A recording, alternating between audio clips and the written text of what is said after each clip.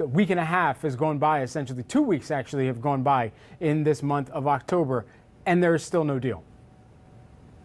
I don't think anybody should be surprised, particularly investors, Brad, about what's happening related to stimulus. President Trump wants it. Nancy Pelosi says she wants it. And then you have Mitch McConnell over at the Senate saying not going to happen. So because you don't have all three pointed in the same direction, I don't see how this gets done before the election, which means, and maybe after the election for quite some time, depending on how this all plays out. So I think that investors have to get used to the idea that we're not going to see stimulus until sometime into November, maybe much later. And even though the markets want it, the people need it, the politicians don't see it as an advantage to get it done. Therefore, it's not going to get done. Okay, and so with all of this in mind, as we think about what a potential contested election might be for the markets in terms of volatility, what are you watching out for there as we go into one of the most contentious, perhaps, elections of our lifetimes, at least, where we've got both sides amping up all of the rhetoric coming into this, and we've got competing town halls even taking place tonight? Things are certainly heating up, Brad. And we're going to see plenty more happening out there between now and Election Day. I mean, there's plenty of time for craziness. So let's not be surprised by anything. But here's what I see. I think that people need to move a little bit away from the personalities of the candidates. And I'm not saying that aimed at President Trump per se. I think that you have to really look at what are they putting forth? Now, I am a CPA, so I think a lot about tax law. And the tax code picks winners and losers. And you have to look at what each is proposing because they are proposing vastly different tax plans.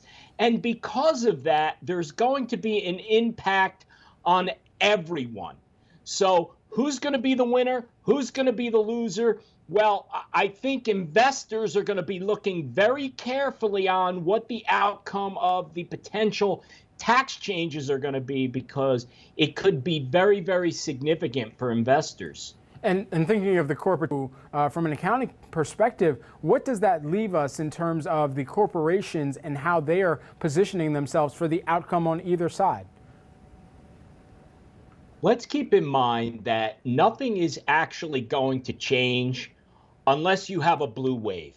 Because if we have split government in any way, meaning between the White House and Congress, nothing is going to change. So what we see now with the 21% corporate tax rate, that would remain the same. However, if Joe Biden is elected and you have a Democratic Congress, then we are going to see change, particularly for corporations.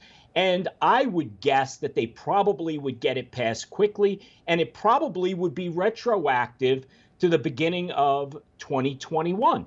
Now, if that were to happen, Brad, I see that corporations are going to have to make some moves related to that. Now, corporations are not necessarily just going to accept that hit to their bottom line. They're going to look at where can we make up that difference. The easiest way to make up the difference is cuts related to employees. I think everyone realizes that. And as we move towards an environment of more technology where computers, robots are replacing people, I don't see why that would slow down. It would actually speed up. And I think ultimately we could see unemployment numbers not improving because of that. We do have a report out as well that Joe Biden's proposals would increase taxes by $2.4 trillion over a decade, which is about $1.6 trillion less than previously estimated by, and partly because of the pandemic's impact as well. That info coming from the Urban Brookings Tax Policy Center. As we think about and this earnings season, it's going to be tough to see how companies are looking through the trees, if you will, to to whatever they can forecast to this point in time. We've already started to get some companies, whether they be airlines, whether they be banks, trickling in with their results. And looking through into the next quarter and even into the start of 2021, that has been a toss-up because it largely hinges on the election. However, from what they can tell us right now from a corporate perspective, how would you expect companies to finish out the rest of this year? And is there any type of solid ground or footing that they could find in that time period that best positions them for the start of the next year, assuming that we still don't have a vaccine that is distributed and produced? Depending on the industry that they're in, I think that many corporations have done a great job adjusting to our new life with the pandemic. Now, certain sectors have taken a hit when we talk about the airline industry, and it's very difficult for them to make adjustments if people are not comfortable with traveling and they're not going to go to certain areas and you have to quarantine depending on which state you come in. So there's a lot to be considered there. But outside of that, I think that businesses who've been able to adapt to what the pandemic has brought us are going to finish up pretty well through the remainder of the year, given the circumstances that we're in. And I would tell you that they may very well have a larger challenge dealing with changes in regulations and the tax law rather than the pandemic. But again, companies have that responsibility to their shareholders. They are going to do what they have to do in order to preserve profits. So I think that what companies have learned through this pandemic, they're going to take that into 2021 and beyond and figure out how to navigate through these completely unexpected times that we've arrived at, Brad. Okay, and so we've already had the final monthly jobs situation, employment situation rather, and jobs report on a monthly basis before the election. That came at the beginning of this month. And then additionally, we've got more jobless claims number we're going to get next week's and then the following weeks right before the election that following week as well, the first week of November. And so as we're pairing this all together, and our team has got this kind of look at what we've been tracking. We've seen this subtle uptick, all making headlines 3 weeks, less than 3 weeks from the election. How's the election creating more volatility on Wall Street as lawmakers negotiate this relief?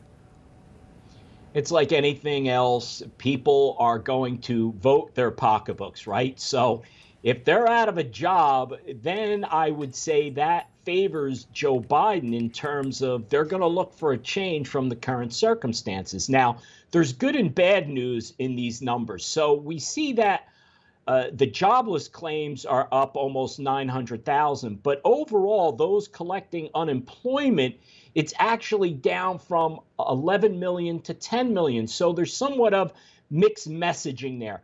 I still say, based upon where we've been, we're not doing poorly. Does everyone want to see things improve? Of course they do. But here is the reality. Until there is a vaccine, there is no stopping this virus.